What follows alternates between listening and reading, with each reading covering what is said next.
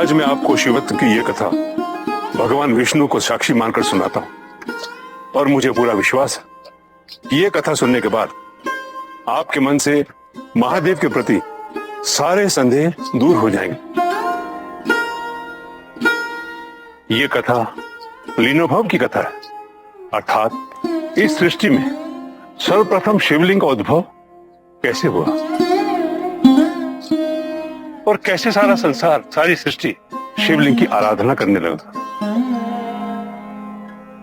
यह घटना उस समय की है जब सृष्टि की उत्पत्ति नहीं हुई थी। ग्रह, नक्षत्र, धरती, पंच तत्व, किसी का कोई अस्तित्व नहीं था। केवल शून्य था, महाशून्य। जब पूरे ब्रह्मांड में किसी का कोई अस्तित्व नहीं था, न जल था, न थल था, न अंतरिक्ष, प्रकृति और पुरुष का समन्वय संभव नहीं था, न बीज था, न उसका संदर्भ। तब परम शक्ति पार ब्रह्म एक व्यक्त ऊर्जा के रूप में आकार लेने लगे और भगवान विष्णु की नाभि से ब्रह्मा का जन्म।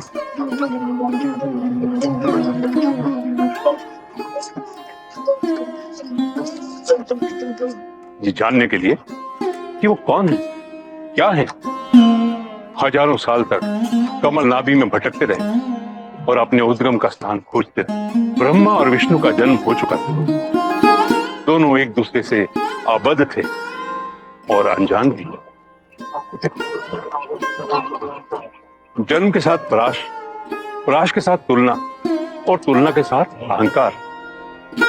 जन्म लेने के बाद जो विडंबना मनुष्य की होती है, वही विडंबना ब्रह्मा और विष्णु की भी हुई। हजारों वर्ष भटकता रहा था, अकेले, स्वयं के अतिरिक्त किसी दूसरे को खोजता रहा था। चलिए, कोई तो मिला जो मेरे बाद उत्पन्न हुआ, जिससे मेरा परिचय हुआ। और फिर नारायण ने ब्रह्मा को सत्य से परिचित कराने का प्रयत्न किया कि उनकी नाभि से ब्रह्मा की उत्पत्ति हुई, लेकिन ब्रह्मदेव मानने को तैयार नहीं थे।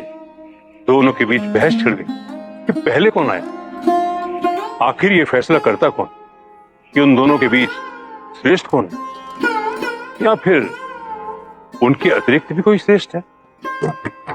शिव का रूप, जो स्वरूप विघ्न था, जिसका ना कोई आकार था ना पहचान,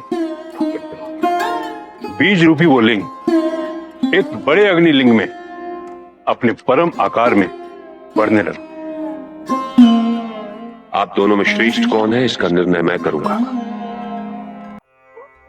आप में से जो भी इस लिंग के अंतिम छोर या शाश्वत अंत तक पहुंच जाएगा, वही श्रेष्ठ कहलाएगा।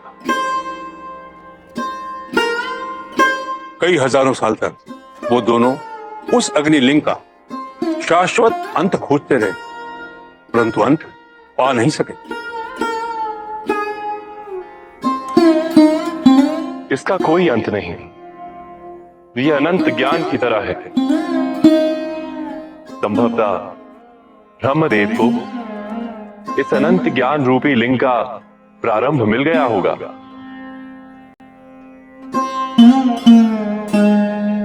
केतकी, यही अंत है? नहीं ब्रह्मदेव, मुझे ज्ञात है, मैं ही सर्वश्रेष्ठ हूं, मैं ही प्रथम हूं। इस अनंत छोर को मुझे खोजने की क्या आवश्यकता है? मैं तो स्वयं अनंत हूं। केतकी, तुम मेरे प्रिय पुष्प होगे, सर्वश्रेष्ठ पुष्प, किंतु तुम्हें मेरा एक कार्य करना है। जो आज्ञा ब्रह्मदेव।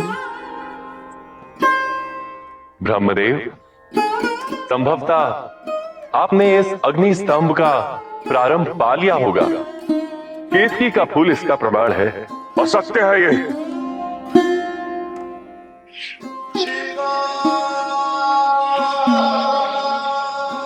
असत्य है ये कहना कि मैंने जान लिया है, मैंने अंत पा लिया है। क्या आपने सचमुच प्रारंभ पा लिया है ब्रह्मदेव? सत्य इससे आप जान सकते हैं।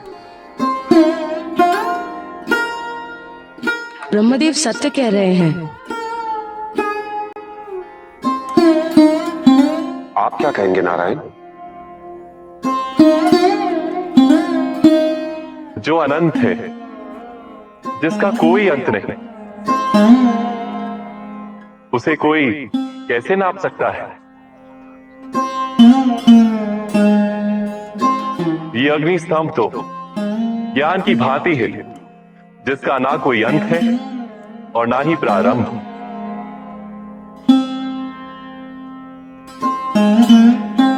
ब्रह्मदेव, आप दोनों का जन्म इसी अग्निस्तंभ से हुआ है। इसी ऊर्जा से मुझसे हुआ है। सब कुछ जान लेने की धारणा ही तो अहंकार है, और आप में तो निर्माण के ज्ञान का अहंकार। आप सृष्टिकर्ता तो होंगे, लेकिन आपके इस अहंकार के कारण आप कभी पूजे नहीं जाएंगे।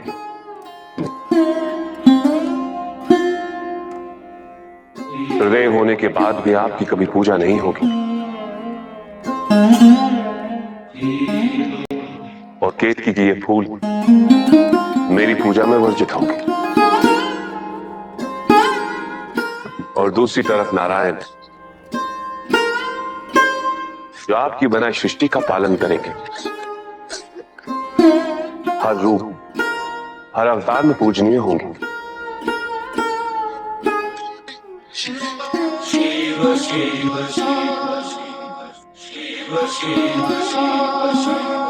मैं क्षमा चाहता हूं आदिनाथ।